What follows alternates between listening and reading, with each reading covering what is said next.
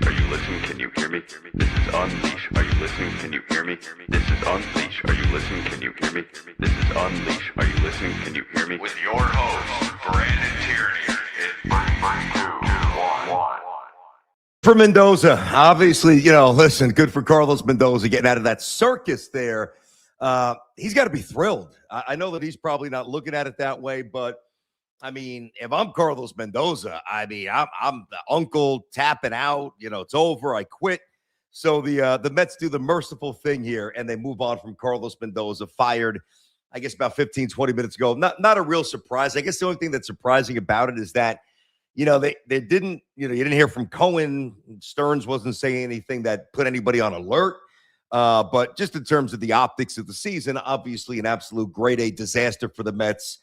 And we'll see what happens there. So, I can't escape the Mets here, J-Rod. I don't even want to talk about the Mets anymore. We're trapped. I mean, we literally had the Yankee thumbnail already up and ready, and then boom, Mendoza news hits. You got to pivot. Pivot. Now you got to pivot. Breaking news, obviously got to pivot. Today's show brought to you by my friends at Sullivan Papane. You can find them online at triallaw1.com.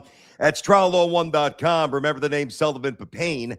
And by Premio sausage the way it should be. You can find them at premiofoods.com or in your local grocery store. Okay, so let's first get the reaction from David Stearns. The Mets put this out. I mean, listen, every team does this. Obviously, it is what it is. What does it really mean? It means nothing, but we'll read it for you. Anyway, Carlos has led the organization with passion and grace and is beloved by everybody who works with him on a daily basis, said Stearns. Carlos's impact on our players and the staff and the culture over the last 3 seasons has been transformative. I would quibble with that, but unfortunately, we know we are falling short and change is necessary to move forward. I mean, the culture seems worse. I don't know what he's talking about. I'm not even saying that that's all Mendoza's fault, but think about that. Our culture over the last 3 years has been transformative. You're going backwards. What are you talking about?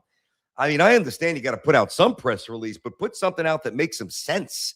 All right, how about the owner, who has been very quiet, obviously publicly?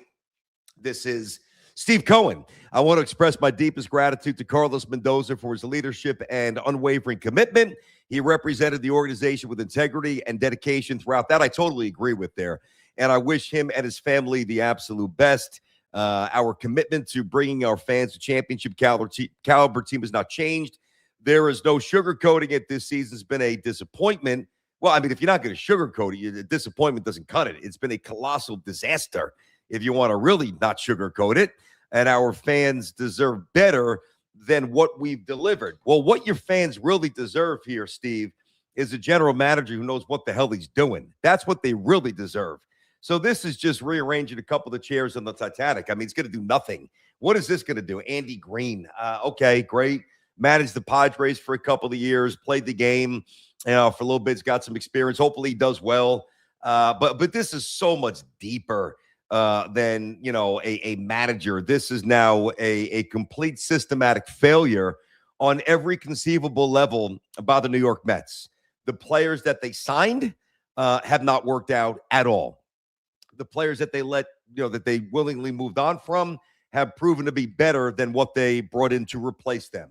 The players that, in terms of player development, and I'm not talking about Benj and Ewing, but, the other guys, Mauricio whiffing at a slider at his ankle last night, missed it by 10 feet. What else is new? Vientos can't play first base. I mean, it's brutal. Beatty hasn't done a damn thing. So really, I mean, it really is just a complete failure on every level. And, the thing is that, a lot of times, like when something goes wrong, the fans want to pound the flesh, which I get.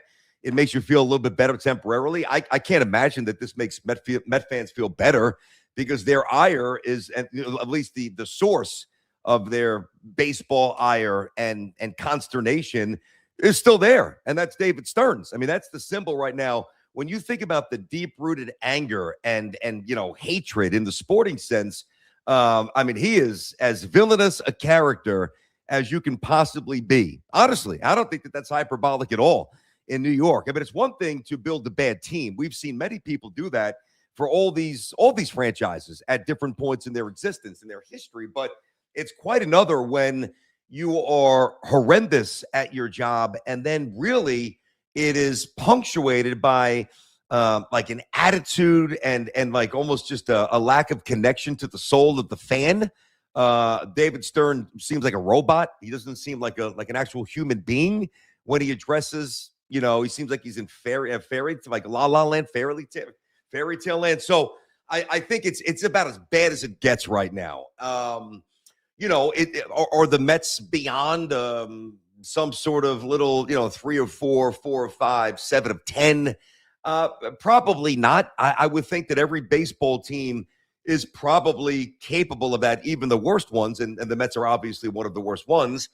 But, I wouldn't bank on it. I wouldn't expect it. I think the more logical thing here is, from their point of view, kind of stop the bleeding, shut everybody up for a little bit, at least temporarily, and hope that you can crank out a couple of wins and kind of recreate a narrative here. But when that narrative does not develop, which I don't think it will in terms of a lasting manner, well, then you're going to get down to the business of doing what needs to be done.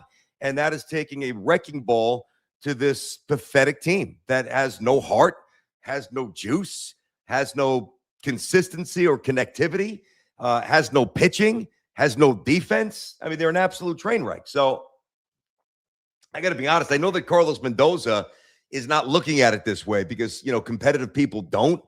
But I'm happy for him because it was becoming really painful. And you just had to wonder how much longer could this go on? I mean, geez, you're watching these press conferences and every night the poor guy's saying it's unacceptable. We can't win this way. Not good enough here. But that, you roll out the same stuff the next day. He's the manager, same lineup. So, in the big business of professional sports, eventually there's an expiration point. Is this Carlos Mendoza's fault? No. Did he do enough? To be fair now, this is where I think a lot of people are missing the mark. Like, if the conversation automatically turns, now, big picture it's going to, right? But I think you're skipping a checkpoint if you just get right to this, where the big ticket issue is, well, roster construction, and it's about Stearns. And then that's true.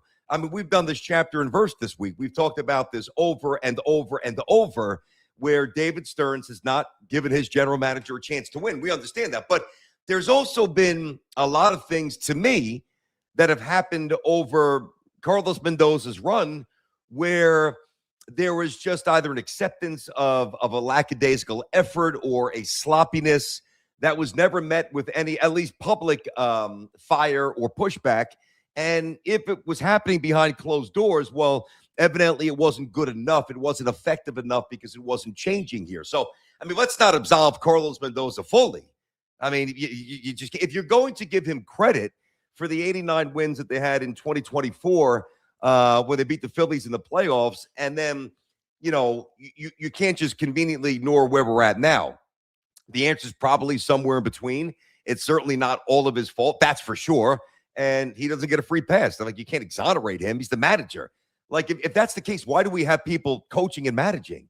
Well, it's not the manager's fault. Whose fault is it? I mean, I understand it's Stearns' fault to a large degree, but he is in that dugout, and he was in that dugout for a lot of things that transpired that I didn't like, that I called out over the course of the last year and a half. I remember there was a situation, it was last year in Miami where Vientos didn't run out a ground ball, let alone him, just busting through the stop sign this year. And then him saying, I'm going to trust my gut. If I had a chance to do it again, I'd do the same thing. And then he's in the starting lineup the next day. So to me, and I actually, ironically, I think he actually had a big hit that night, but that was never the point.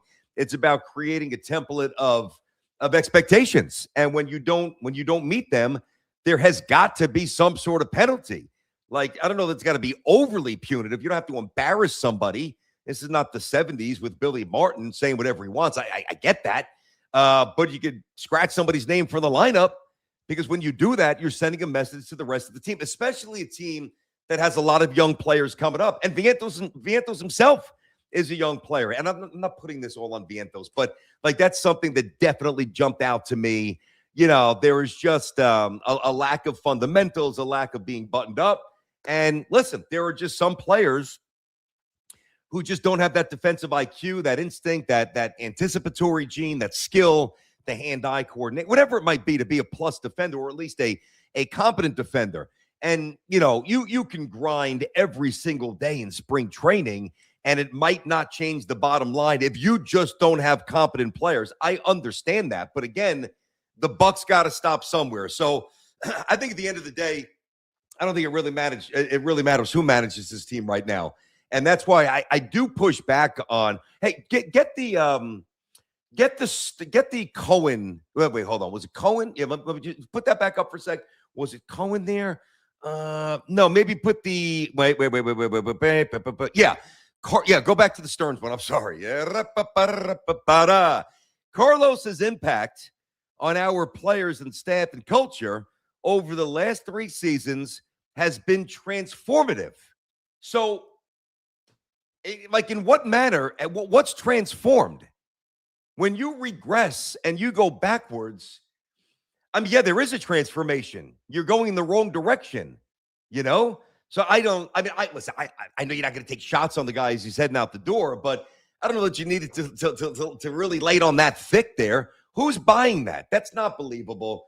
The Met fans, you've got to just be absolutely disgusted, beyond disgusted.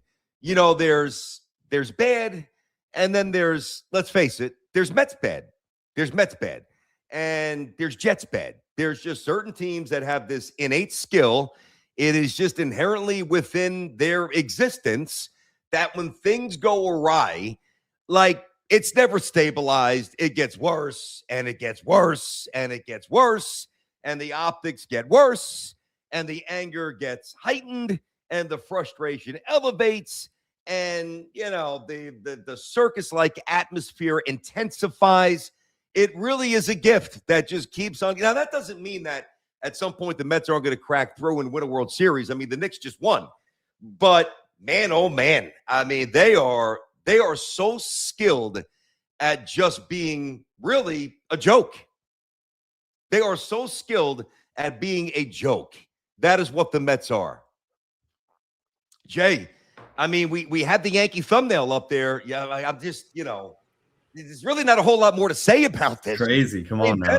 Come on. The circus continues, and I'm just seeing reactions on whether it be Twitter or just in the comments here. Yeah. And this doesn't make anyone happy. The Mets fans are pissed. And maybe in the way the Mets fans are happy now is all that pressure, all that direction, all that vitriol now goes to Stearns. It's not going to go to Andy Green. He does is a farce. It doesn't matter.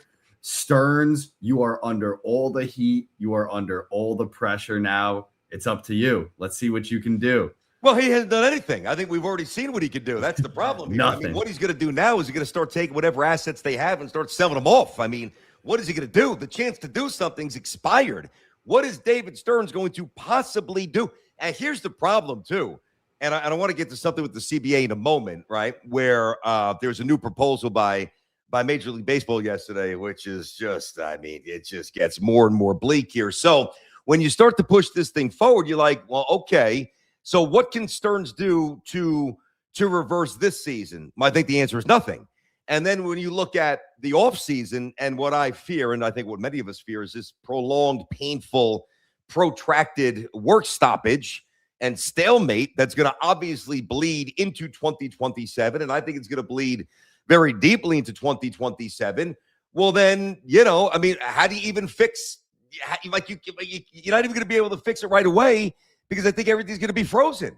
Once the CBA, I think it's December 1st. Once the CBA expires on December 1st, there will be no baseball activity. All right, which means you are what you are, and you have what you have until there's resolution here from a union and a Major League Baseball perspective, which I think is going to be very gory and very painful.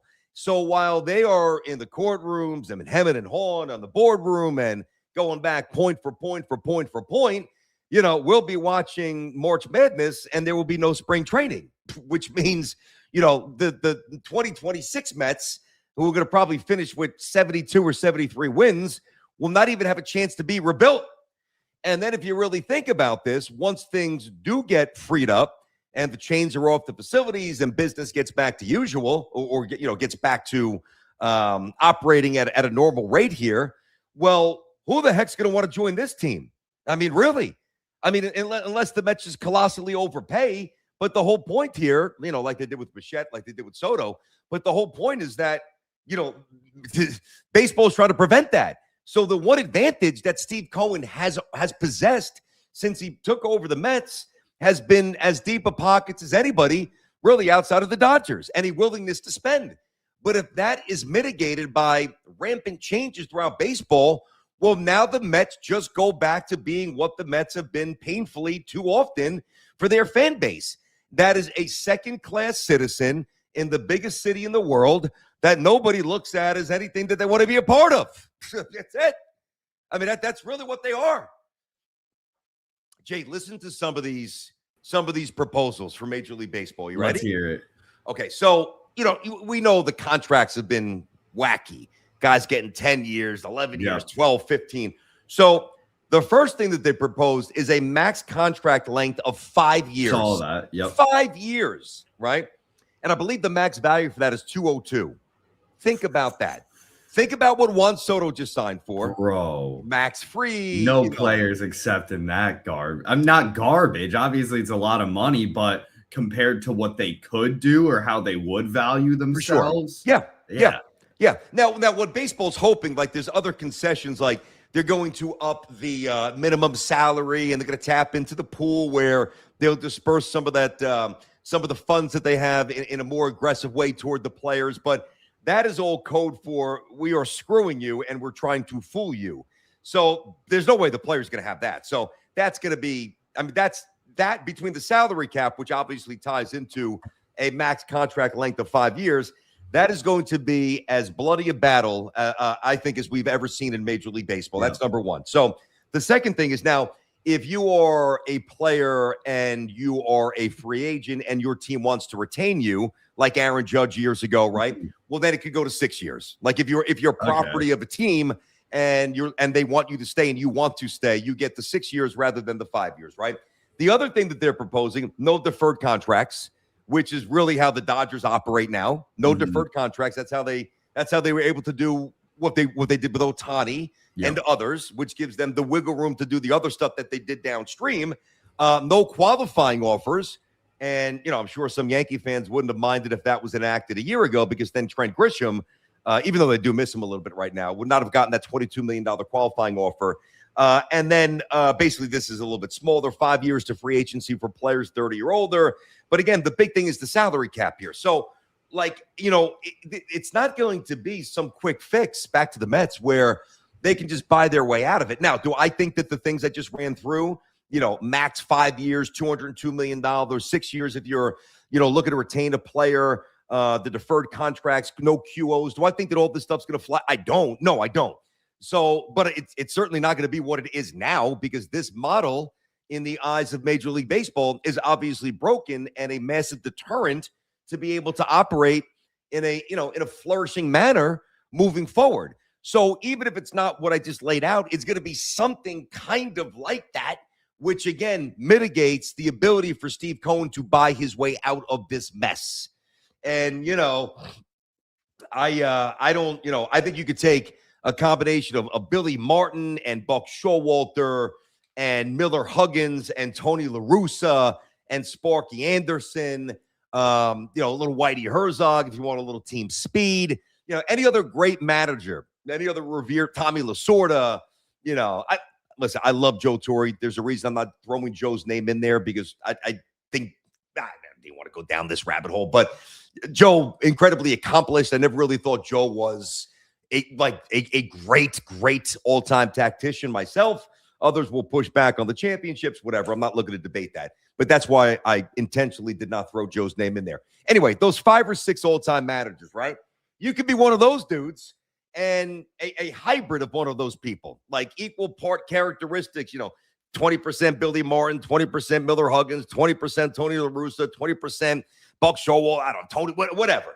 And they still would not have been able to make the Mets look the way the Met fans wanted and hoped and prayed and thought on many levels that the Mets would look this year. So we've got to get some separation between the role of a manager and the ability of a baseball manager, which I think is very different from, say, a football coach, whether it's a coordinator or a head coach, or even a basketball coach in terms of how you play stylistically. There's only so many buttons that you could push.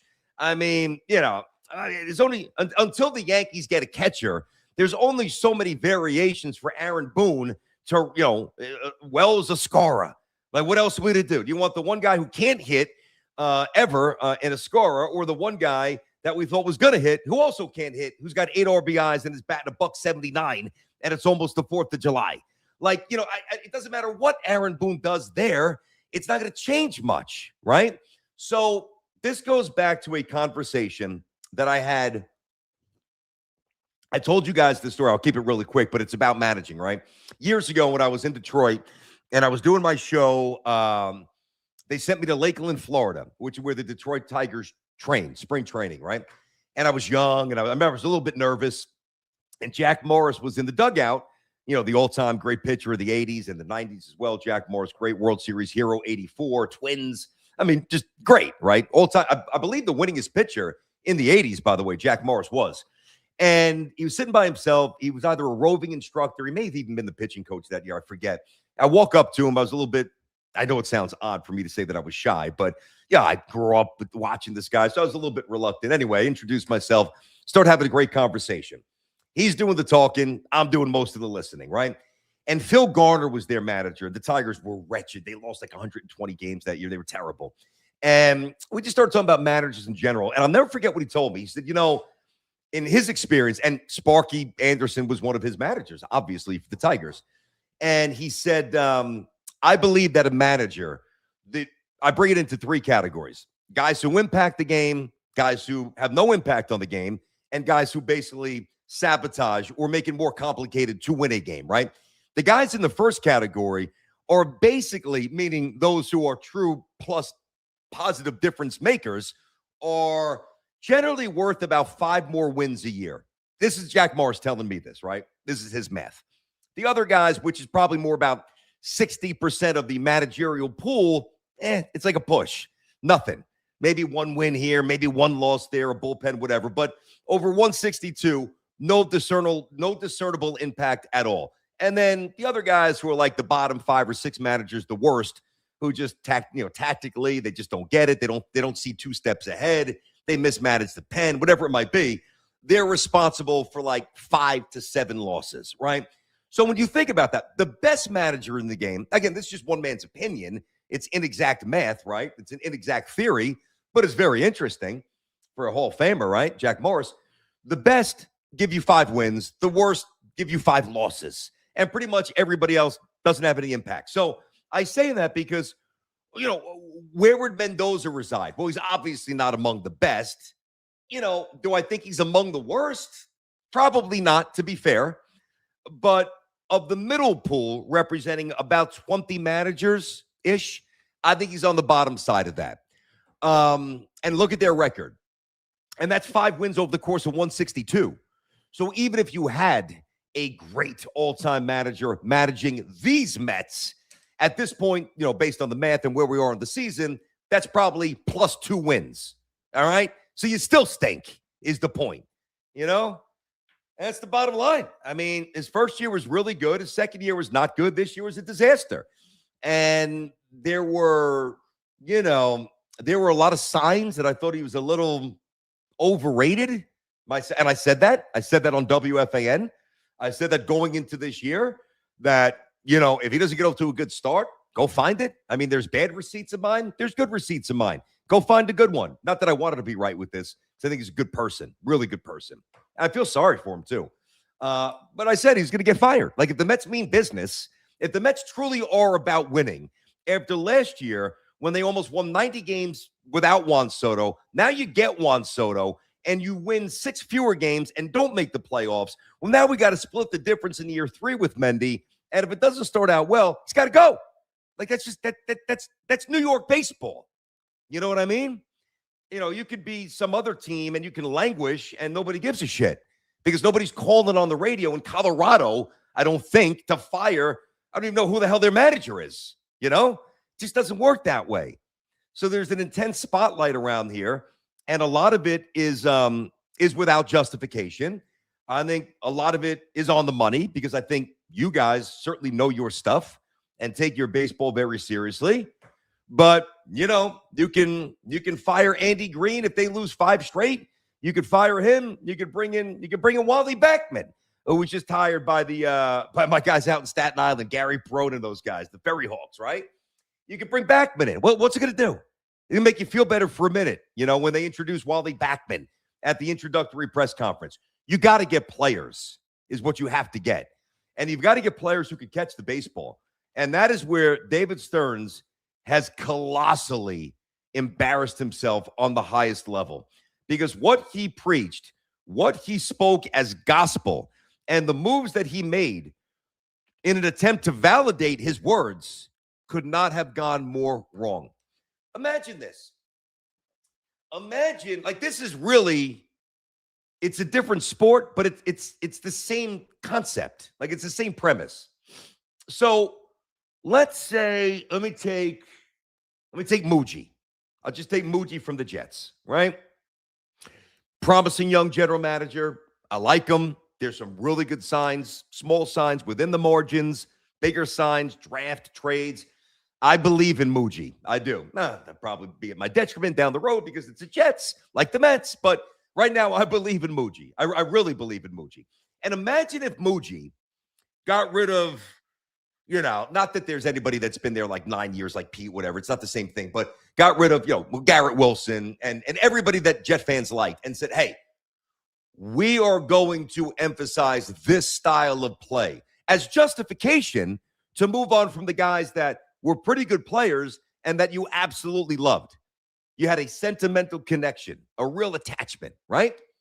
And then week one, and let's say that his premise was, because the premise for Stearns was defense, right? And let's say that Muji's preaching, hey, we're going to throw the ball. It's the modern NFL. If you can't throw the ball, you can't win. We're going to air it out. We're going to look to throw 40 times a game. We're going to look to put up 40 points a week. And then week one, they come out, they run it 42 times, they pass it 9 times. And then week 2, they come out, they run it 37 times, and they throw it 13 times. They run it 37 times, and they throw it 13. And it's completely flipped. You'd be sitting there saying, well, why did you say we were going to pass? You know what I mean? And why are you not doing it? So everything that Stearns said, the opposite is going on. He talked about defense, and not only are they wretched defenders, but to compound it, they've got guys playing out of place. So, poor Mendoza. I said I feel sorry for Mendoza. I'm actually happy for Mendoza. Get me out of there. This poor guy every night. Questions for Carlos. Questions for Carlos. Yeah, it's not good enough. Not good enough. Can't win this way. What do you want me to tell you? Yeah, got to be better. It's not acceptable. How many more times can you creatively spin it, man? I mean, just shoot me already. Get me out of here already. Hey, wait, let me get this straight. So I get paid the rest of the year and I get to lead this shit show? Win. It is a win for every party involved. Except the Mets, of course, meaning every party in Mendoza's family. He didn't deserve this, man. But it is what it is. And the Mets continued to Met. It really is amazing, Jared. See, you'll learn, Jared. You're young. You're young. Mm-hmm. You'll learn that no matter what the Mets say, and no matter what the Met fans say, and no matter what they think is going to happen, it just doesn't happen. It doesn't happen. And it hasn't happened.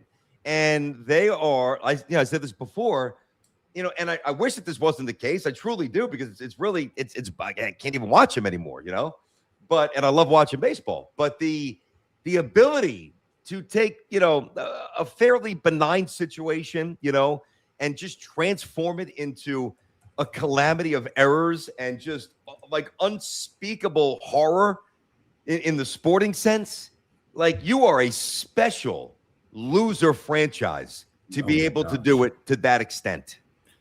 It's true. No, come up short legitimately every time. Just, the the crystal ball seemingly always has a crack in it somehow. You know, you try to see the future, you try to predict something for this team, and it always just goes awry. I mean, I can't help but feel for it. I mean, I grew up around so many Mets fans, and these kids, man, I still remember them 6 years old with the Mets hat, you know, riding on the elementary school bus, and they still haven't seen any success. It's been almost 20 years. 20 years? It's been over 40 years. Dude. Yeah, I mean, I know it's been over 40 years since a championship, but I mean, I was with these kids, and it's been at least 20 years since they've even seen anything. You know, obviously the 24 season was decent, and you had some decent years in between. No, they got to the 2015 World Series loss, but very, very few and far between. But yes, exactly. A very sparse fandom.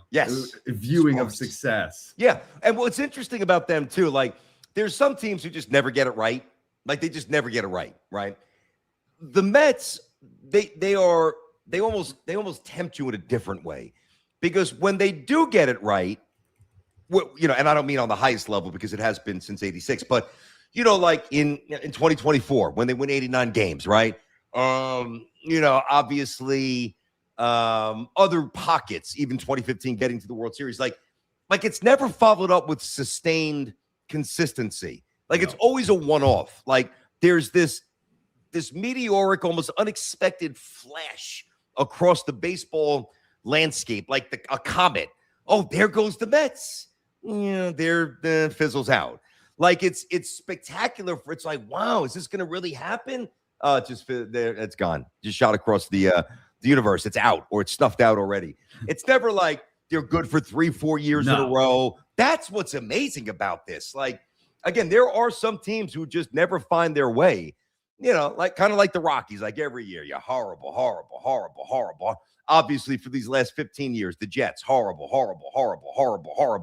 But the Mets, they've got this unique skill of like piquing your interest. And Met fans are great. None of this is directed toward the Met fan. You guys know that I respect the hell out of you. You guys are soldiers, man. You guys are locked in. You guys are phenomenal.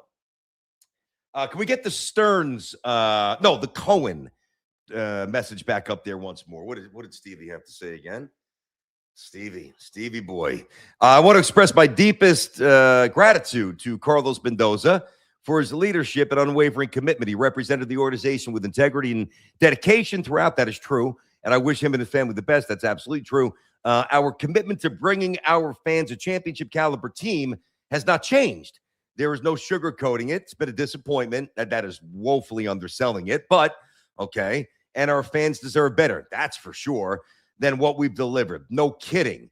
You know, I look at this here, and when he says our commitment to bringing our fans a championship caliber team has not changed, well, you can take it off the screen. Thank you, J-Rod. That sounds good. That looks good. I could read that. Yay, fantastic. Wow, that inspires you, right? Well, we'll get the answer after the season, because if David Stearns is still here, then what I just read from Steve Cohen is a bunch of nonsense, because actions, that's what matters. I mean, you know, like to me, I said this yesterday. I said silence. What did I say? Silence basically equals acceptance. That's what it was. I almost forgot what I said. Silence equals acceptance, because the Mets were, and I was talking about Cohen. We did the show yesterday about Cohen. Hadn't tweeted since, I think it was April 23rd. A Bo Bichette double, I think, was the last tweet that he fired off here. And I thought that he really needed to connect to his fan base. You know, let them know what you're thinking.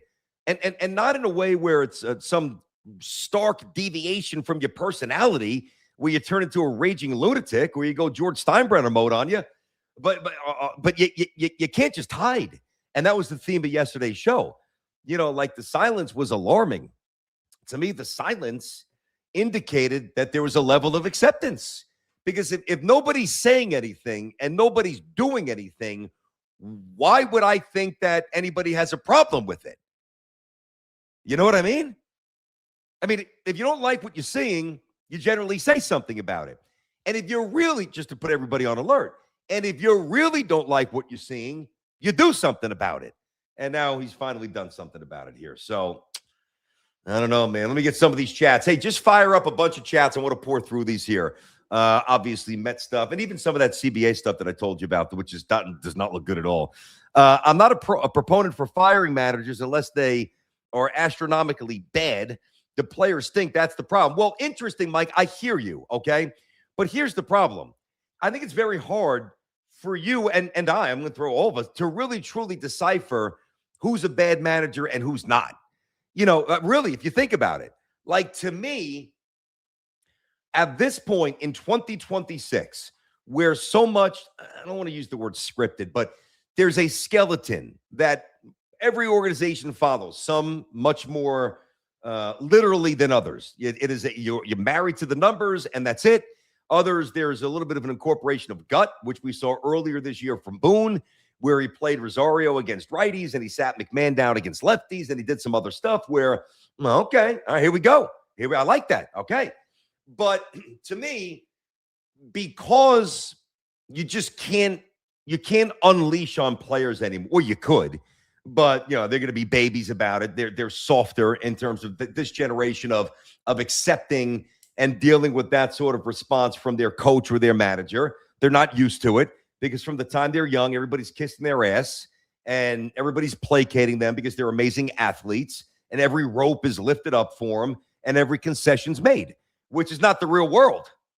So when you get to a situation where, a professional baseball player who was a star in Little League and a star in high school, now there's success stories where I'm not saying everybody in the majors was batting third or was the ace pitcher. We know that there's stories where that's not necessarily the case. Guys develop late. Trust me, I know the baseball curve. But because they're not used to being publicly chastised, and I don't even mean in front of the paper. Like I'm talking about even in front of your teammates.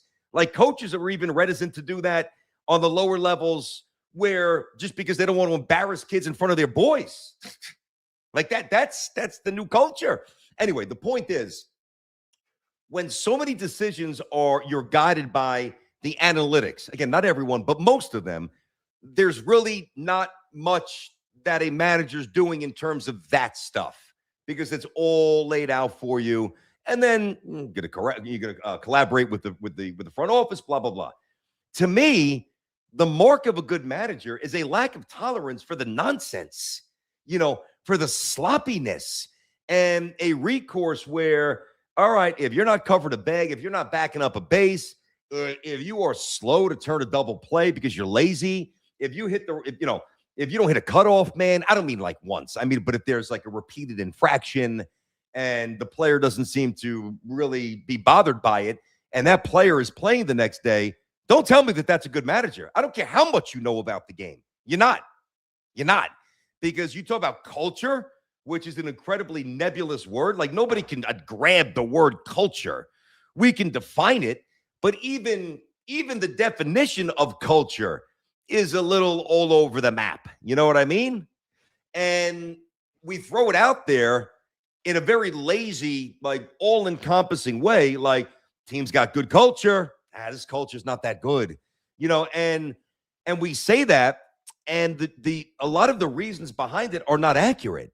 Like just because you win doesn't mean you have a good culture. Sometimes you have good players and they're able to rise above a mediocre culture or even a bit of a negative culture. That happens all the time, right? And obviously the opposite will happen as well. So, I get it. I know what you mean. Like this is not a championship team by any stretch. I mean, it's a doormat team is what it is. But I think there were too many things that went on with Mendoza where listen, I'm not saying it's all his fault. I've said that many times here. But to give him a pass, I think is blatantly, I think it's offensive to the game. Because if you watch the Mets every single night, as Met fans do, and as I do, the inability to do the little things in baseball, that is a direct reflection on the manager. I've always believed. Now, you can disagree with that. That's fine. I've always believed that. I believe it's an extension of the manager. I just do. It's an extension of preparation. It's an extension of expectation, meaning if you don't do it, there is penalty, which means as the younger guys rise up, and then they hit the major leagues, they're like, oh, man, this guy's been around 4 or 5 years. He got benched for not covering first base on a ground ball to the right side or not backing up third base on, whatever. If I'm not that you're going to bench a pitcher necessarily, but like not backing up a bag or not hitting the cut or not going full throttle or missing a sign, or not, not sliding when you should, or blowing through a third base coach's stop sign. There's no penalty. That is a bad culture. And that is what the Mets have, in addition to a bad roster. So it's really the double whammy there. What are my thoughts on Scott's services? Whatever. Who knows? I don't know. I'm not even trying to be dismissive, PG. I know you're a big fan of the show. I appreciate that. Who knows, dude? Yeah, he's been through some chaos. That's true. But, I mean, there's just a multitude of issues. Like right now, the Mets don't have a first baseman. They don't have a second baseman. They have a shortstop who's getting older with an awful contract, who's not a leader.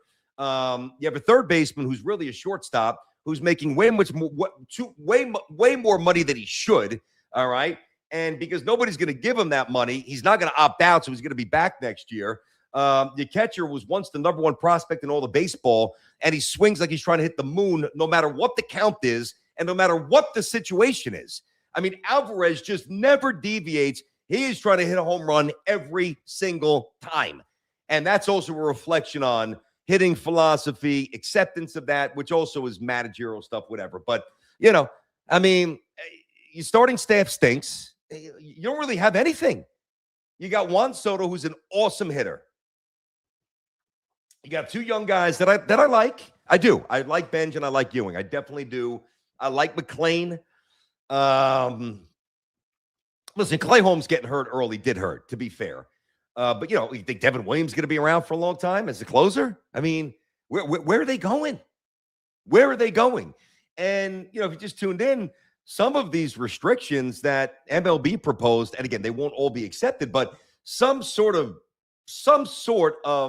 something from these 5 or 6 bullet points will be implemented eventually, which is going to limit Steve Cohen's biggest resource.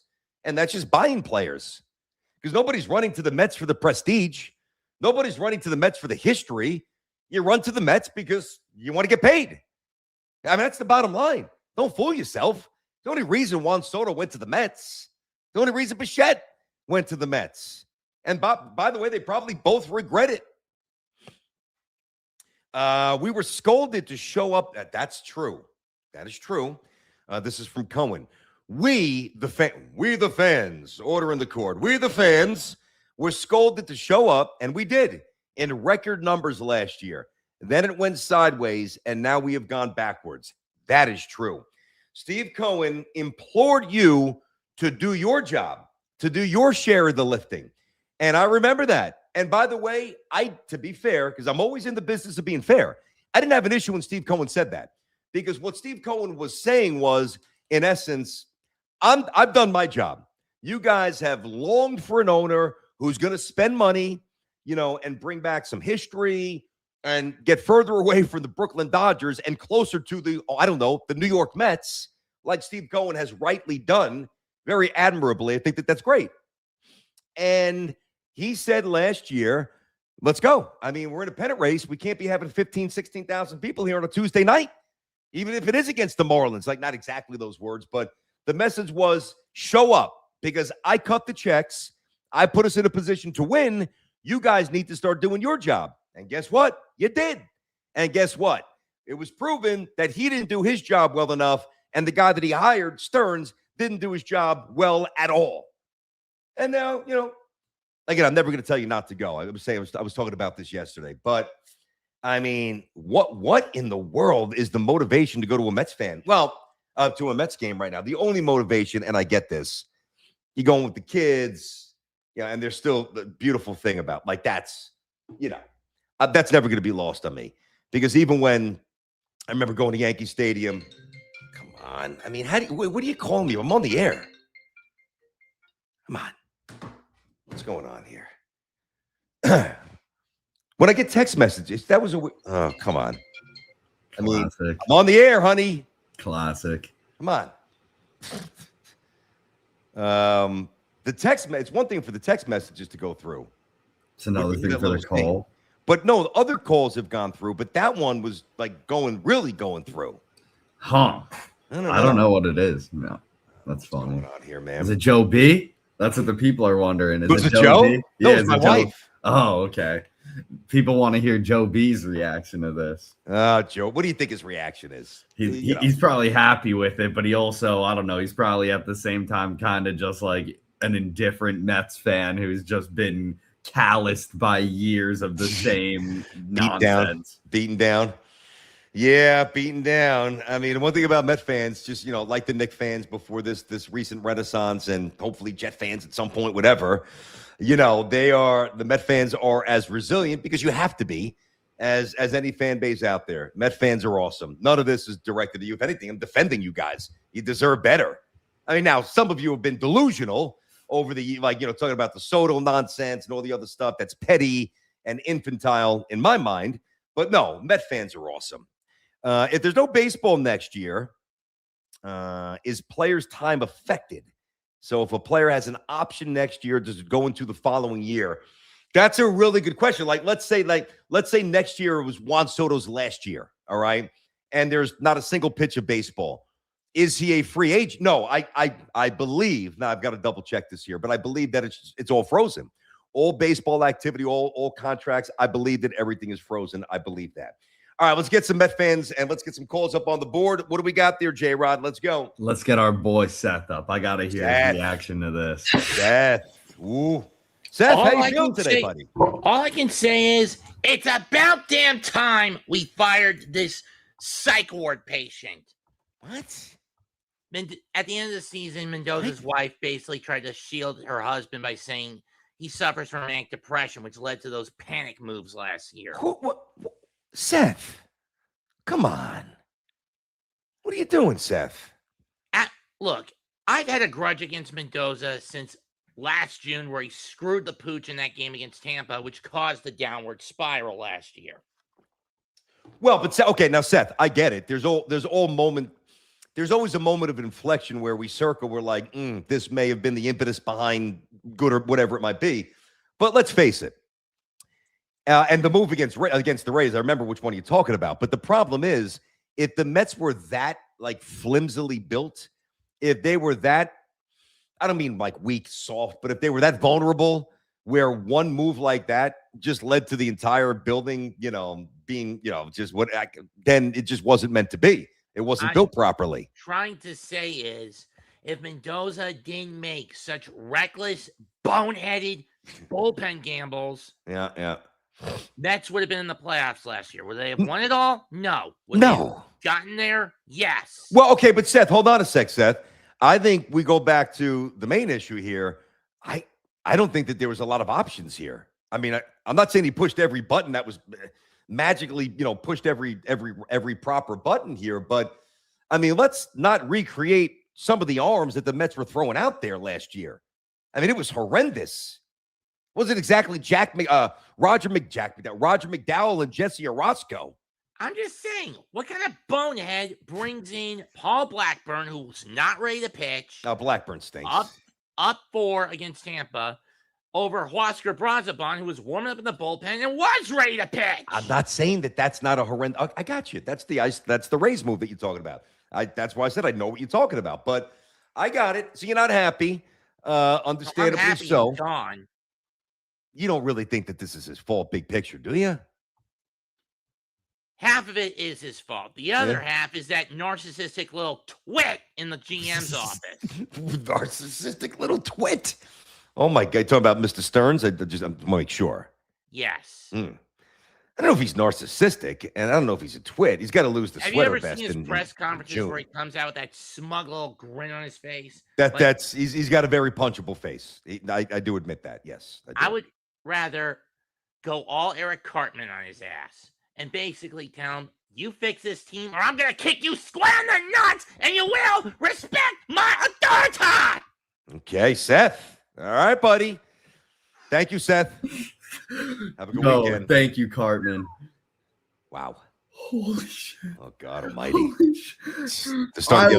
I was not expecting that, bro. These calls are starting to get a little alarming here from Seth. Seth, bro. Oh, my goodness gracious. The psych ward patient. Now, come on now. Come on now. That was not right. Come on. We can't get personal here, Seth. Come on, buddy. Give my guy some slack. Oh, my God. I love the Cartman, though, dude. I'm a big South Park guy? fan. Oh my gosh. Are they still pumping out new episodes? Absolutely, they are, right? Yeah, I mean, wow. I think they're probably on season 23 or something. It's funny. Goodness. My dad's a huge fan. I'm sure. How many episodes a year do they come out? How do they not?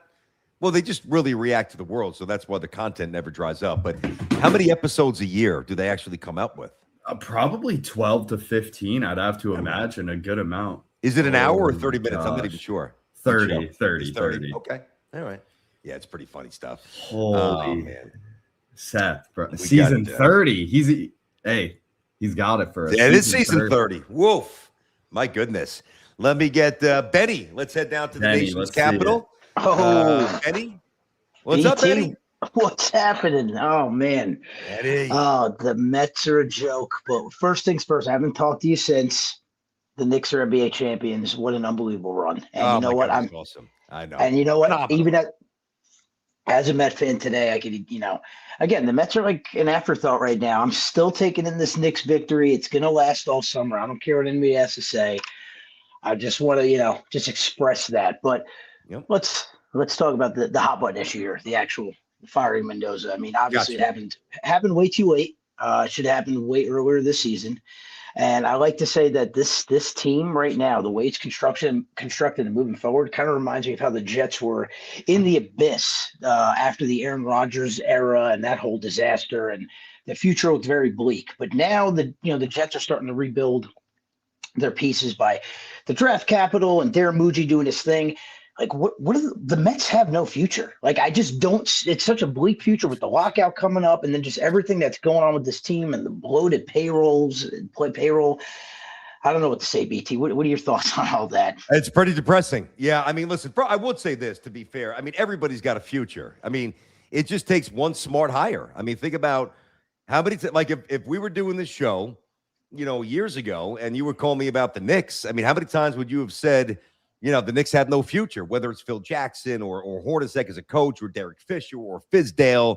That one thing about sport is that things can change quickly. Now, maybe a little bit less so in baseball because it's not like, you get the first overall pick and it's a franchise-altering player like the NBA, or you get your franchise quarterback like Mahomes or Burrow.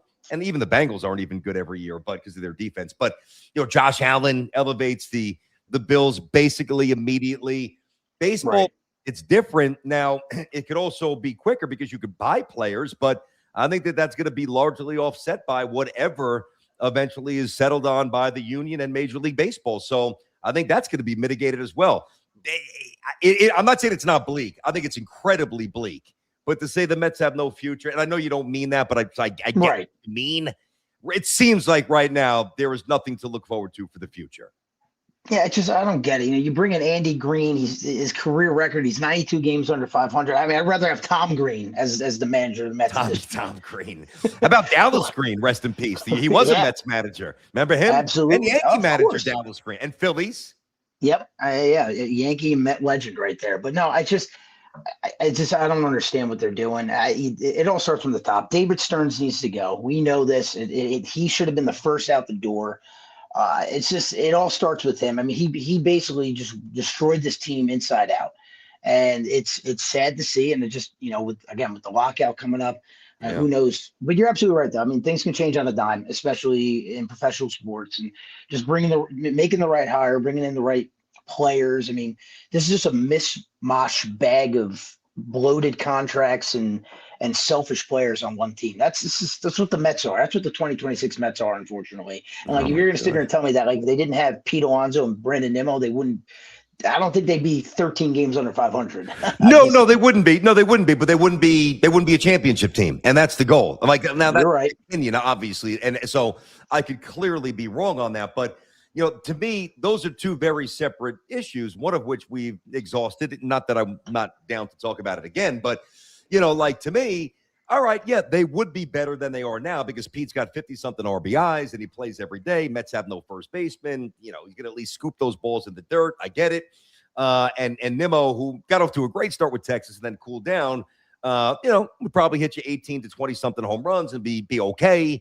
But it would not get them to a point that you want to get to, and that's the whole point of it. No, you're right, and I agree with you there. And I was all about I'll be the first to admit, I was all about breaking up the core in the offseason because it wasn't bringing us to a championship. I was all about that.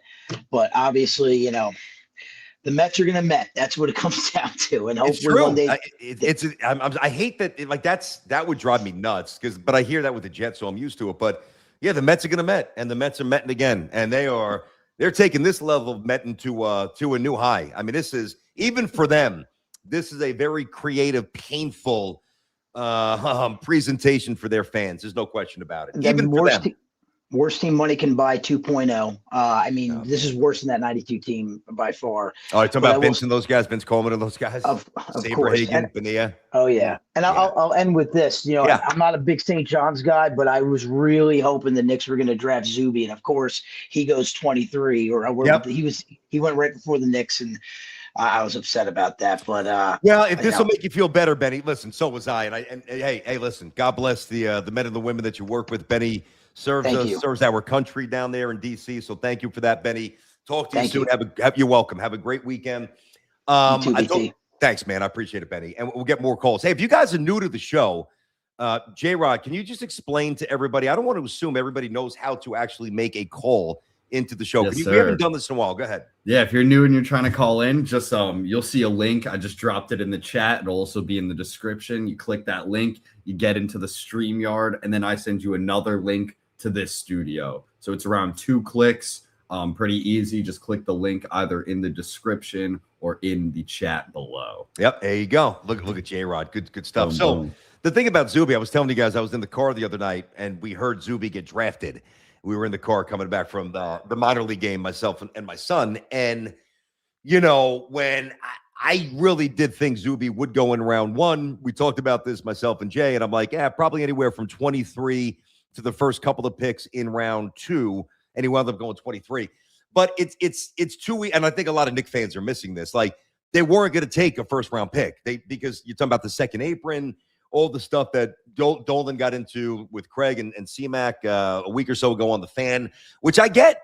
I mean, it's just incredibly punitive there. You can't operate in the second apron. They're going to lose Mitch Robinson. I'm personally okay with that, with Mitch, but too many people saying, oh, my God, the Knicks missed picking Zuby by 1 slot. Well, number one, they weren't going to take that guaranteed first-round money, even at the 23rd spot, put him on the books for the financial reasons we just discussed, number one. Number two, even though I know he had a great workout for the Knicks, there's no guarantee that they would have taken Zuby, the player. I mean, there were other players that, think about what they targeted. The kid from Vanderbilt who could shoot it, nickel, looking for some shooters here. And, it is what it is. So I don't think it was ever going to be as simple as that. But, I mean, it would have been phenomenal. Like when the Knicks drafted Mark Jackson when I was a kid. God, that made my day. Man, I loved Mark and I love Zuby. Wasn't meant to be. I'm thrilled for all of them. Zuby went in round 1, Dylan went in round 2, Mitchell to the Celtics, and my guy Bryce Hopkins went in round 2 as well to Denver, about 8 or 9 picks after Dylan. So it's the Patino effect for sure. I do think Mitch Robinson's gone. I really do. You start to hear that more and more and more, and I'm okay with it. I'll leave that up, Jay. I want to react to that in a second. I didn't even get a chance to read it, but to me, you can't tell me that Mitchell Robinson is not replaceable. And it doesn't mean we don't respect his efforts. We do. It was a hell of a draft pick back in the day. He too was a second-round pick. But between the injuries and between just the obvious offensive limitations, which really is counter to the modern NBA, it's one thing when he's on this contract, but what somebody, I don't know who that team's going to be, but what somebody's going to give him is, I would deem, probably reckless, where he just doesn't impact winning enough to whatever money he's going to command here. So in a perfect world, Mitch would have another year or 2 to go on his contract, but he doesn't. And he's a 7-footer who's had foot issues. Some other low, I know this was the finger during the finals there, but some other lower extremity issues, generally not a good sign for longevity. Can't shoot a lick. Massive problem. I was going to say late in games, but now with the Hack-a-Mitch, you see them deploy that in the first quarter and in the second quarter. So he will be gone, and he will always be revered. Terrific Nick. Love Mitchell Robinson, but I think you can build this out. You can work around that. That's not going to prevent the Knicks from repeating or being a real threat next year, I don't think. myself. Can we please talk about Volpe's terrible defense? Jimbo 7211. I mean, we could. I mean, he's hitting better this year, which is really not. Yankees were awful last night. Yankees were very sloppy last night. All those unearned runs. Cam was good. Obviously, when he make errors, the pitch count's going to get out of whack. That's why he couldn't go deep in the game. Rosario's got to make that play at third base. That was ridiculous. And Volpe's got to turn that double play. He just doesn't have a good arm, man. I don't know what you want me to tell me. I mean, or I don't know what you want me to tell you. I mean, we know who Volpe is at this point. I do like some of the growth offensively here. That's nice. But the Yankees' best shortstop is in the outfield right now in Caballero, which I don't agree with. I mean, when you don't have the arm strength, which he doesn't, you've got to be technically perfect. And last night, that attempted double play, and he did the right thing. He took it himself. When you're a shortstop and you're in the neighborhood of the bag to the degree that he was, you're not going to flip it. Take it yourself. But your footwork and your timing and your mechanics have to be impeccable when you don't have a make it up kind of a gun. And meaning you're not throwing 95 across the diamond. If there's one little tick out of place, ball's going to sail on you, or the guy's going to beat it. And you could tell right away he mistimed it. I thought his footwork was off, and probably didn't have a good grip on the baseball. That's why the ball kind of sailed up the first base line. I thought Goldie could have probably hung on the bag an extra second, but I still don't think they would have gotten him. Yeah, I mean, what do you want me to say? I'm happy he's hitting. He's a much more viable offensive player this year, small sample, and we'll see. That's why there's this thing called the trade deadline. Yanks are making moves. Yanks are going to have a catcher. Yanks are going to have bullpen help. And, I keep saying I want to get into this Tarek Skubal stuff here, but the Mets keep hijacking the show. Getting a little tired of it, Jay. But we will obviously do a day where, how all in will the Yankees go? To me, the one variable is Judge's health. That's if they get some intel where he is deemed on the comeback and they really believe that he's going to be right, well, then I think that you do whatever it takes to go for it. Based on his age, based on Garrett Cole's age, based on the impending work stoppage next year, based on so many different circumstances that we've talked about on a daily basis here on the show. Was at the Yankees and the Sox game last night. This from Rocky Feliciano, 1976. Thank you, Rock. Yanks need to get rid of Jazz. Yeah, I mean, I'm just not a Jazz fan. You know that. Walks to his position, doesn't give full effort on the field. He could have had about 3 plays if he had just dove. Yeah, one of them, I was kind of thinking the same thing, just lazy. There was a play, so to his left toward first base where, was it the play where, who the hell was the runner? Where the runner jumped over it was kind of maybe 7th inning. It was later in the game. Was it? It was, I think Durbin jumped. It may have been Durbin. I think. It may have been Durbin. Just missed it, him hitting his foot. And I thought the Jazz actually could have knocked that ball down for sure if he would have laid out. He didn't. Listen, I'm just not a Jazz believer. And it has nothing to do with some of his personality quirks or I actually think that it's good. I think that and I've talked about this so much where, the Yankees forever have been very corporate, where you don't get a lot of personality from Judge. You don't get a lot of personality from a Goldie or, really anybody. Volpe is very, sedate, very measured. Same with Trent Grisham. I mean, barely has a pulse. I mean, they miss him, but nothing outward in terms of emotion too often. Bellinger, very steady, great ball player, very steady. You need a guy like Jazz to kind of keep things loose. You do. And it's not about me wanting him to conform or be a different type of personality. It's that I just don't trust him as a player at the highest level. I mean, I know he's good. He's obviously very talented. And he stole the Yankees a run last night when he was stealing third base. And then Goldschmidt had that 10 or 11 pitch at bat, hit a little tapper, and the Yankees scored a run to make it 4-3, I think, at that point. There's great value with Jazz. I think part of the problem with Jazz Chisholm is that when you're that gifted, I just expect so much more out of you. I just do. And to be honest, if I could go, get therapeutic for a moment, I think part of the reason I've always felt that way is because of my own personal limitations as an athlete. I don't mean how long I played or division. I don't mean that. I mean just like the lack of speed or the lack of explosion, which is what I always wanted. And I just wasn't blessed with it. You know, jumping rope and doing all the things I would do to try to get a tick quicker just to be functional. You know, I look at guys who are given every athletic gift in the book, explosion, jumping, you know, straight, you know, speed, A to B, you know, the ability to shift gears, there's like loose limbed and, you know, rockets for arms, like guys that I perceive, now I could be wrong, but guys that I perceive to take that stuff a little bit for granted are guys that I always have an inherent issue with. I just always will. Because I don't have any tolerance for that. I don't care how old you are. If God blessed you with speed, run. You know, if God blessed you with a dynamic physical list of traits, use them. Not selectively, use them all the time. And I just see too many nights where it's a little optional with Jazz Chisholm. That describes my biggest problem with him. Not, you know, not the way he wears his hat, whatever. I mean, I wouldn't wear it like that, but I get it. You know, he's not alone. Even CC had that little tilt. I get it. Different style, individuality, whatever.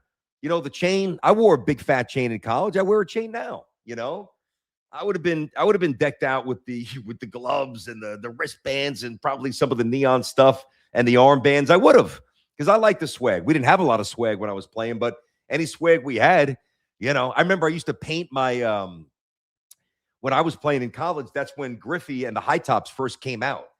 And I remember like that was, you know, it was pain in the ass to get them. Like you'd have to get them through catalogs. It was hard to get them. And we had a Reebok deal with, at that time with Maris, but I wore Nikes. And so did my buddy Trev. And we would get black shoe polish, right? And we would, you know, sparkle them up really dark, right? So that they popped. And then I would take a red marker and the white swoosh, I would make red. I would paint red with a marker because, you know, we were black and red were our primary colors. So I get it, guys. I get it. Not about the way he wears his uni. It's just, is he locked in? Like, is that the guy? I'm going to ask you. You know, and you could tell me, well, he's going to steal 40 bags. We might steal 50. Might steal 50 bags. He's going to hit 30 home runs. Yeah.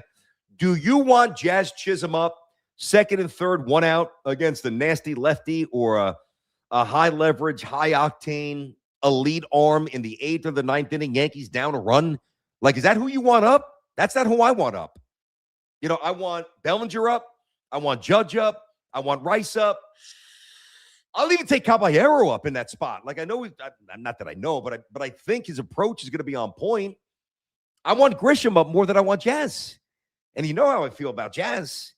So, and you know how I feel about Trent Grisham. I didn't even want him back this year. Anyway, probably too much on Jazz, but it's not the style. It's not how he wears his uniform. I don't trust him, you know? And I've been consistent with that. And the Yankees don't fully trust him, which is why they will never give him a big contract. I told you, that's not happening. What else we got here? Random no rules. It is a no rules Friday. There you go. He's locked into the show. Major League 99, big fan. By the way, like it, subscribe it.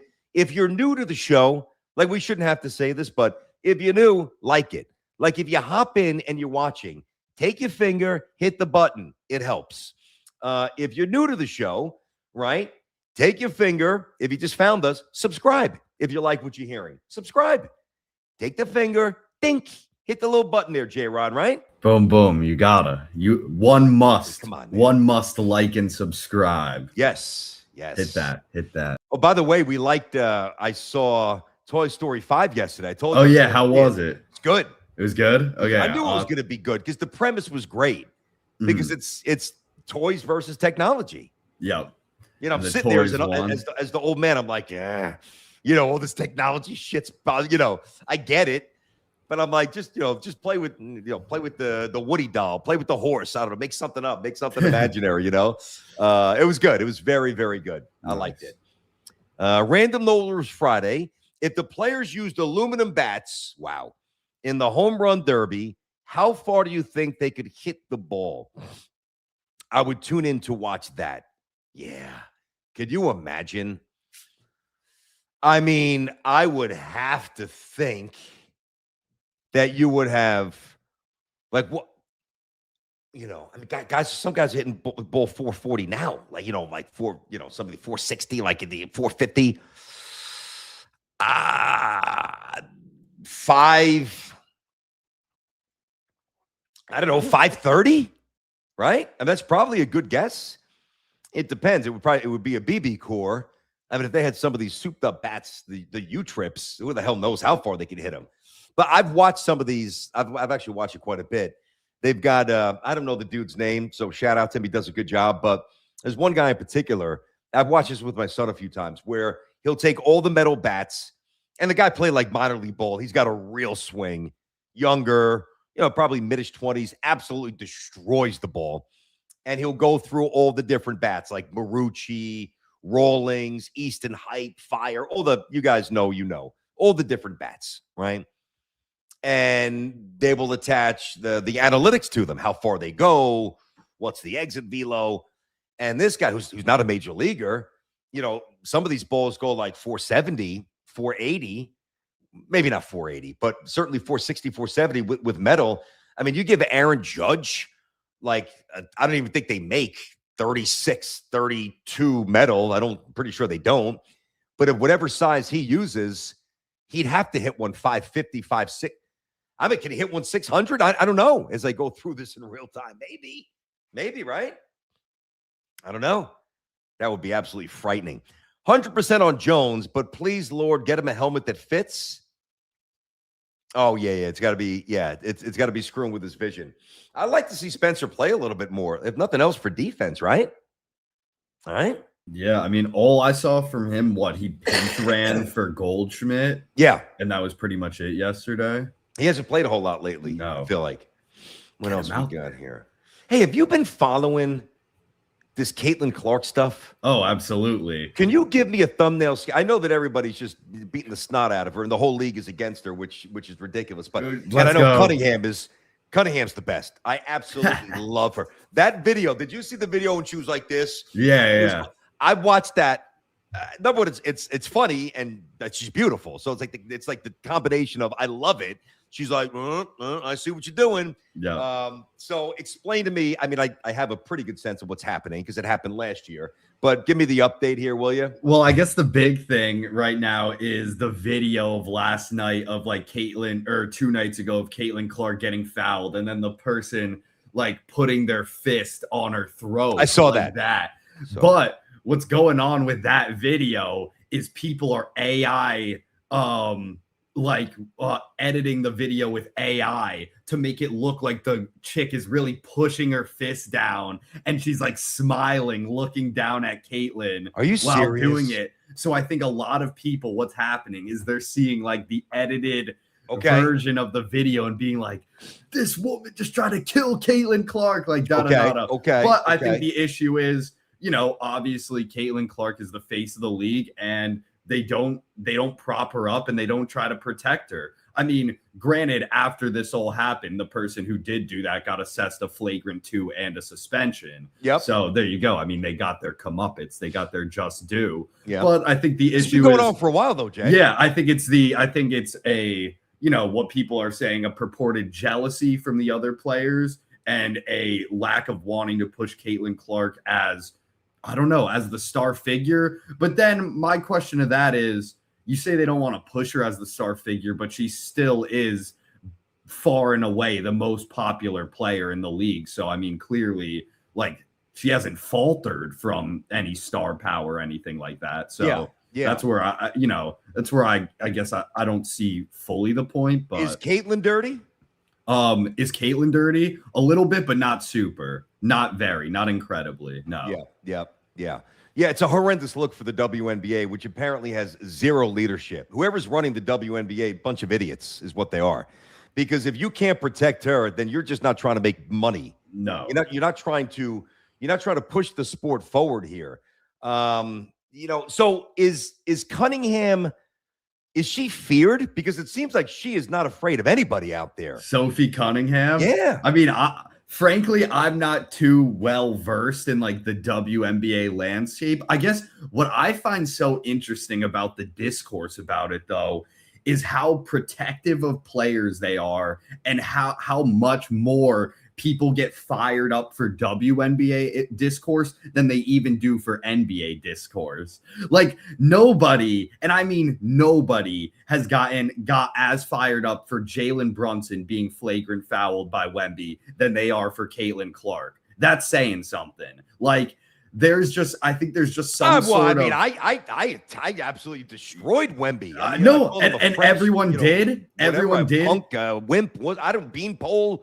Not even that he's French, but I went all over him, dude. 100%. What the big difference I see though is you went at Wemby. Yeah. Nobody in the fallout of the Jalen Brunson injury was going, Adam Silver, you need to protect our star. We need to protect. Okay, I hear you, and I'm not just trying to debate for the sake of debating, but I mean, listen, that was a massive issue where he should have been assessed the flagrant.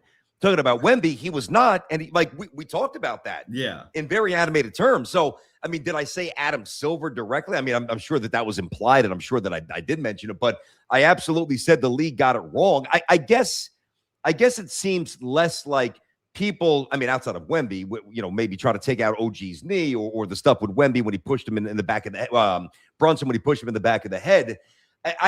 You don't really feel like people are trying to put him in the hospital.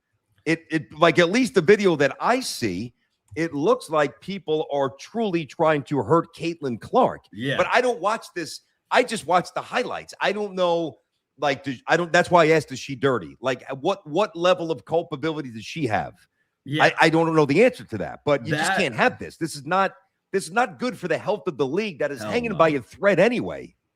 No, it's definitely not good for the health of the league. And obviously I think the other, big point to why it's, a big deal, why the Caitlyn Clark thing is exacerbated is, if you saw the Boomer clip yesterday, what, that she's white and that she's straight? Yes, exactly. Yeah, I saw it with Boomer. And I think that's just it.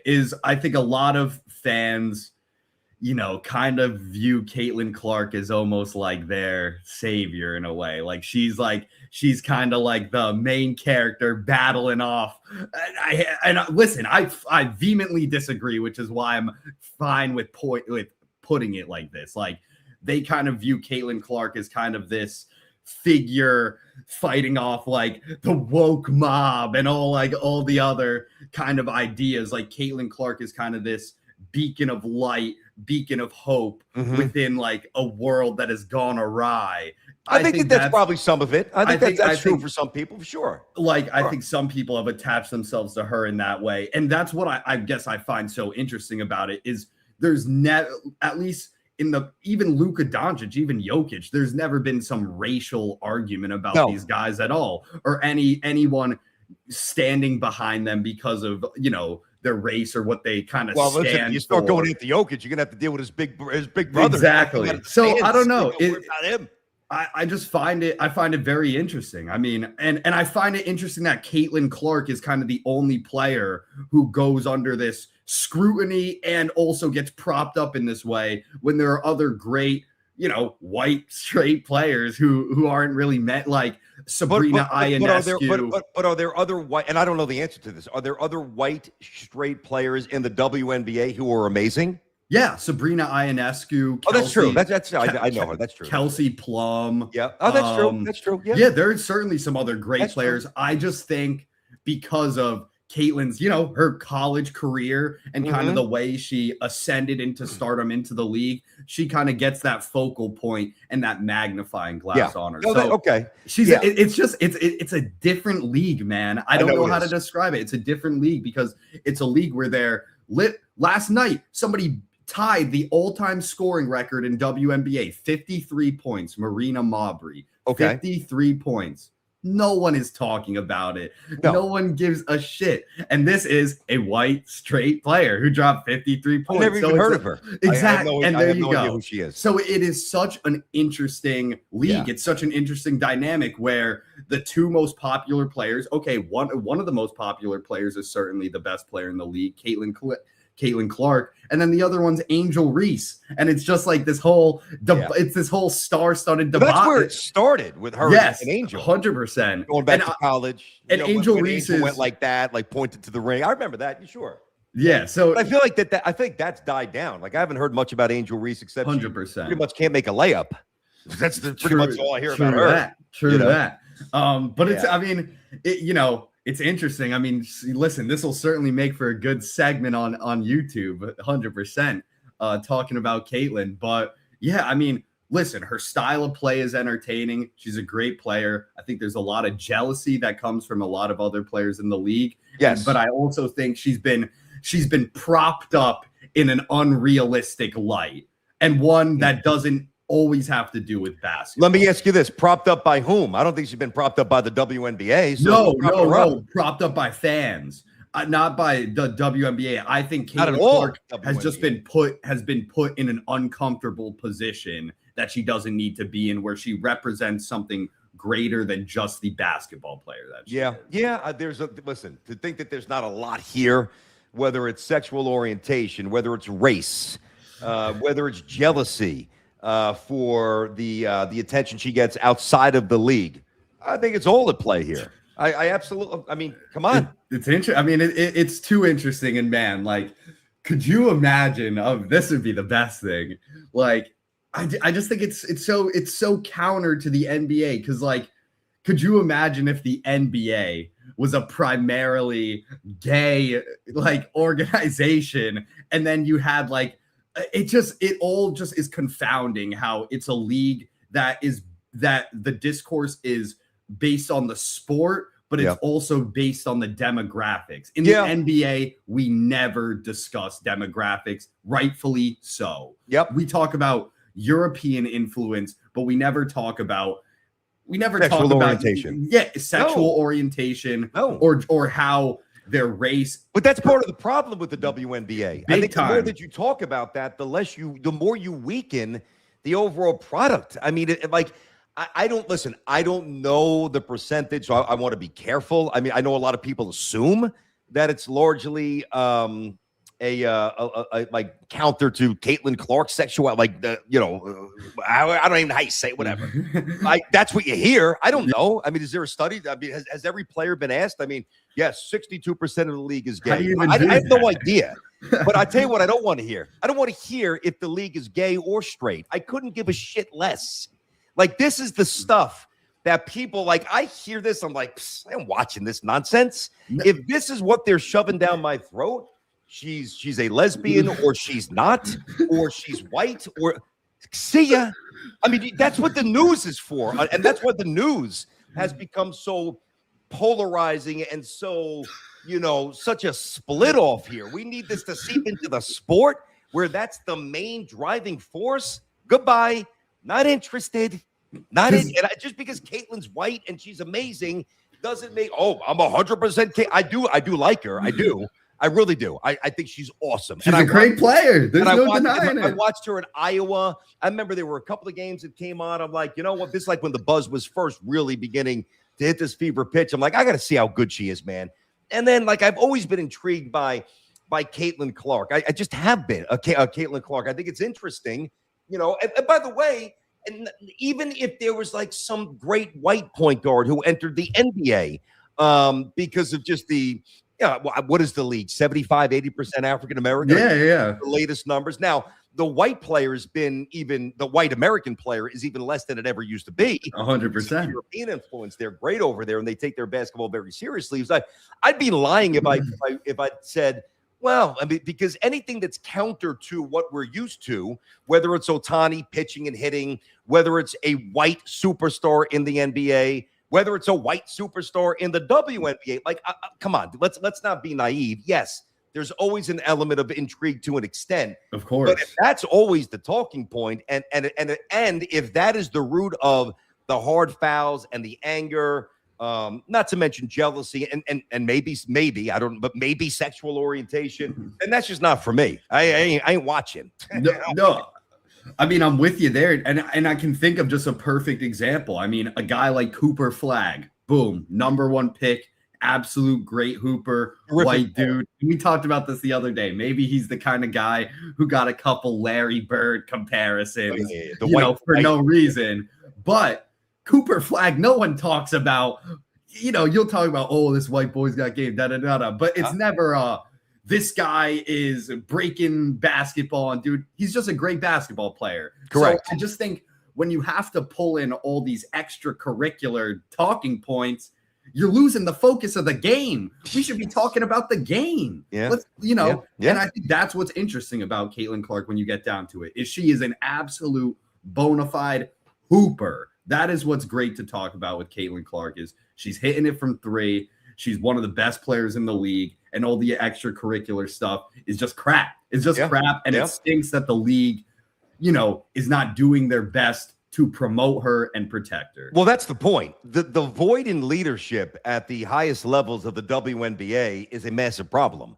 I mean, not that you can't police thought. Like, you can't say, you have to like her, even if you don't. I'm not saying that. But, the fact that there just seems to be such a lawless environment on a night-to-night basis in the WNBA, it speaks horrendously to the either the aptitude or the willingness for the league to legislate a little bit stronger.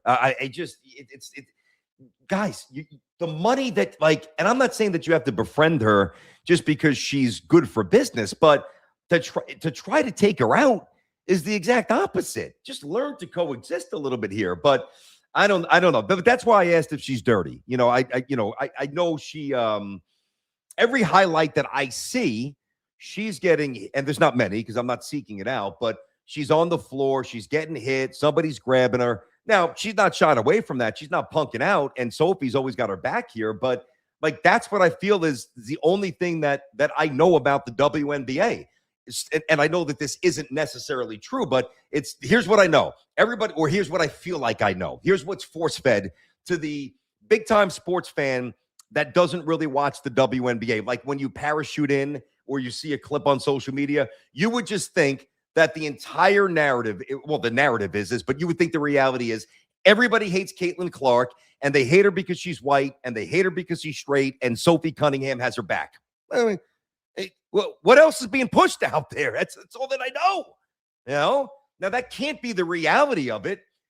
That can't be the depth of it, because if that truly is the depth of it, well, then you have no league, because there's just not enough of a base, of a base to support the growth of the WNBA. So, I'm going to stay in my lane because I don't know much more about the WNBA, but I think every night she's getting the snot kicked out of her. And, Cunningham's in the middle of it. Looking good, by the way, in the middle of it. I love that video. I see what you're doing. I must have watched it 20 times, too, when I saw it. I loved it. I loved it. Best. And she's a freaking baller, too. She is. Yeah, she's pretty good. Because that's the thing is, when you watch the game without this lens of all the stuff, some of it's pretty good basketball. Oh, they're I'm not going to deny it. I'm not incredible. I do enjoy watching the games. It's just sometimes the other stuff, it's too much. It bleeds too much. Yep, I agree. Without CC, the WNBA would be dead. She gave them new life. I don't know enough about that. I don't. I feel like that's probably a pretty sound financial, opinion based on finances and based on growth, and being able to be quantified by click rate and all the other things that you can measure here. Yeah, I'm pretty sure she's good for business. Would it be dead? No. Would it be as mainstream as it's become since she entered the league? No, I don't think it would be. Part of me thinks because Soto has a World Series, he's going to take the money and not opt out. Yeah, I mean, I talk about an abrupt shift. I don't know what's going to happen with Juan Soto. I don't know, and right now I don't really care. I mean, he's got a couple of more years to go with the Mets. Juan Soto elected willingly to leave a great situation with the Yankees with Aaron Judge, where he was in the World Series, and he was playing in front of 40,000 people every single night, and he put up his best year he's ever put up with Aaron Judge. He's been awesome without Judge. I'm not saying he needs Judge, but he was indisputably phenomenal with Aaron Judge. And he left for X amount more money and some concessions that the Mets made that the Yankees weren't willing to make. Year one did not go well. Year two is going worse. So it's his decision, whatever. Yanks are doing well without him. Mets aren't. I mean, that's just the reality of it. There's really nothing else to say. Is he happy? Does he like Lindor? Who cares? It's his decision. He's got to live in his bed, you know? He's got to sleep in his bed. He made that decision. What else do we have here? Anything else that I need to do? Let's see. A little Caitlyn Clark. The obviously the Mendoza stuff was very hot today. Pistons made a decent trade during this, but nothing huge. During the show? Yeah, they traded. It wasn't big, but it does help them a little bit. What did they got? Traded for what's his name? Isaiah Joe on the Thunder. Okay. Shooter, 11 points per game last season, which is pretty solid for the Pistons. Not a game-breaking trade of any sorts, but a Shamit-esque role player. Gotcha. What do you think? I'm trying to see what do you think is an expected contract for Mitchell Robinson? Speaking of the NBA. If I give what my thoughts are, I got to see if you'll agree or not. Good. I think $25 to $27 million a season. Good God Almighty, really? Jakob Poeltl makes $27 million. Is just and Jakob Poeltl, that is the worst contract in league history. I just think Mitchell Robinson is garnering at least $20 million in today's NBA. It's for a team like the Lakers, for a team like the Charlotte Hornets, the Nets, who have a boatload of cap space and can kind of just throw a swinger of a 2-year or 3-year contract on someone. Yeah, I think Mitch is going to get 25 to 27. Well, remember, he's coming off that 4-year, $60 million deal where he made $15 million a year. So, I mean, just working off of that here, and there's going to be teams bidding for him. We just mentioned a bunch here. Yeah, I mean, 25 to $27 million. I'm just looking at this updated report here. Nets joined the Lakers as suitors. This was updated this morning, June 26th. Fred Katz had a story about how the Nets are going to make a little move here. It looks like Sacramento is going to be involved in this as well. Yeah, I mean, so you're talking about what, 4 years, $100 million? Yeah, probably something around that. 4 years, $100 million, or what, 2 years, 50. I could totally see going down. I don't know. I think the Knicks are going to be fine, and I think the Knicks are going to be able to pick up other role players / use maybe who's the rookie, Tyler Nickel. What's his name? Oh, Nickel from Vandy. Nickel, yeah. He's got a little swag. He's got the tats. Oh, dude. No, he's got. I was showing my son the video of him. He's got one of the quickest releases I've ever seen. Like, it is instantaneous, bro. Catch, boom, gone. Yes. I gotta check him then. But yeah, I think it's gonna be tough. I think Mitch and Shamit, it's going to be very, very hard to keep those two. I don't. No, they're not going to be able to. I agree with that. I don't foresee a future in which they're Knicks this season, and I don't see that as an indictment on Dolan either. Because if you're Dolan, do not go into the second apron. Do not go into the second apron. I agree. It's not worth it, bro. I agree with that. I agree with that. Sure. See if I missed any other chats here. Start getting on today. Good week there. It is a No Rules Friday, so anything you guys wanted to bounce at me before we get ready to go? What else did we want to say here? I think we got it all today, man. Yeah. The Mendy stuff, little Yanks, little Mitch, little Caitlyn. There we go. All right. There we go. Let's see. Nickel, a little Pistons. If Cat could take a discount like Brunson, this Knicks team will be together for the foreseeable future. For sure. If I'm Cat, I'm not taking the discount, but I would respect it if he did. Why wouldn't you? I think I'm a fan of NBA players after winning a ring, taking all the value for their career that they can, because you never know when an injury or a little twinge can happen and you could lose everything. But in Cat's situation, I'd understand it because he is a hometown kid. He won the championship, and, it would lead to a greater gelling of this Knicks roster. Yeah. I'm trying to see how much money Cat's made in his career here. Hold on, let me get the database up. How much do you think he's made thus far in his career? Oh, I've got it.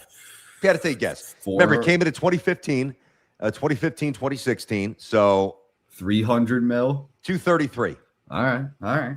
That's without a dime for endorsements. Yeah, 233, obviously, just about half tax there. You invest, even if you get a nominal return, which I'm sure he's not. He's getting more than that. He's got some smart investors there. This next contract's going to be over 2. I mean, come on, you're looking at $500 million.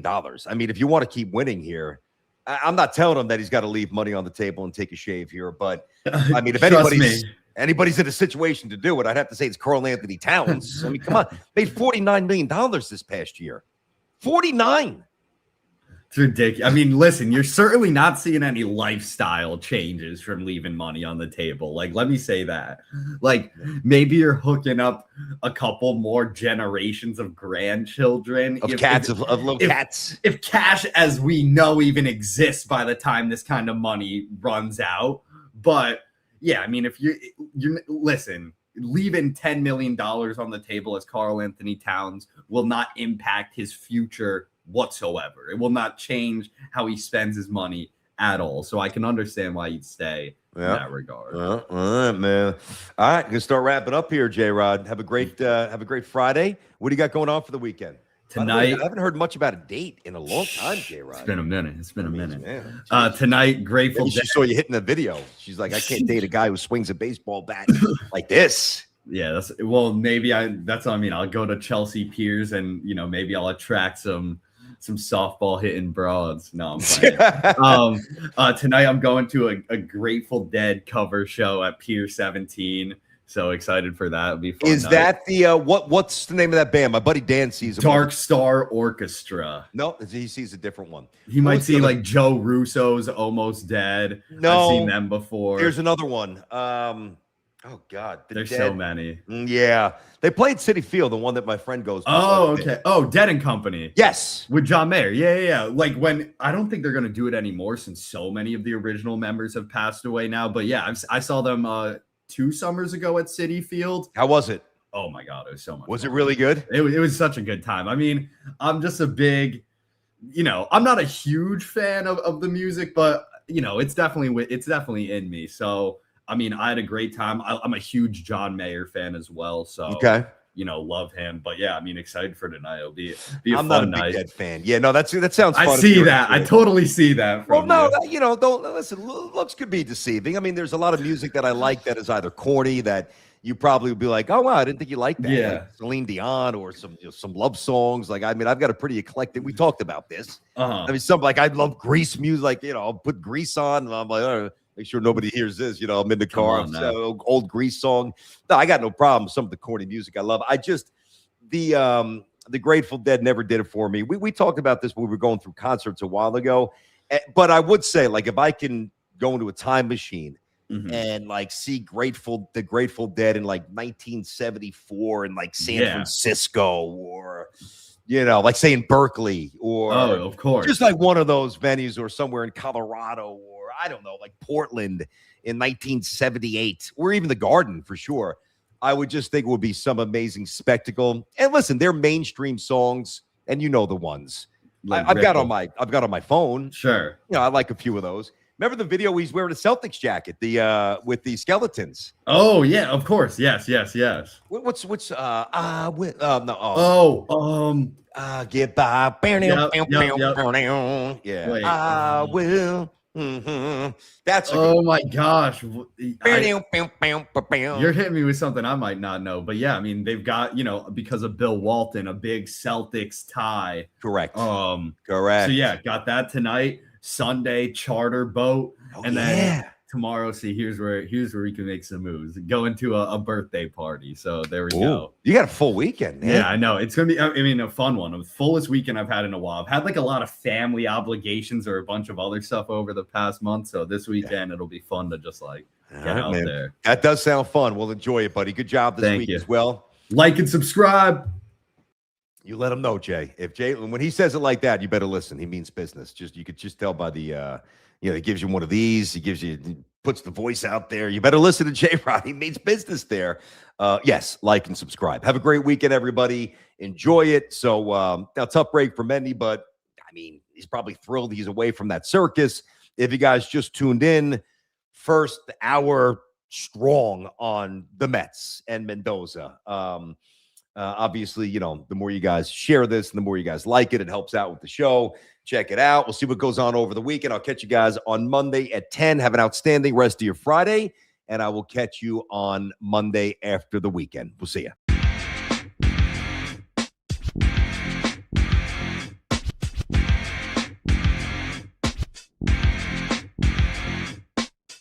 Unleash. Are you listening? Can you hear me?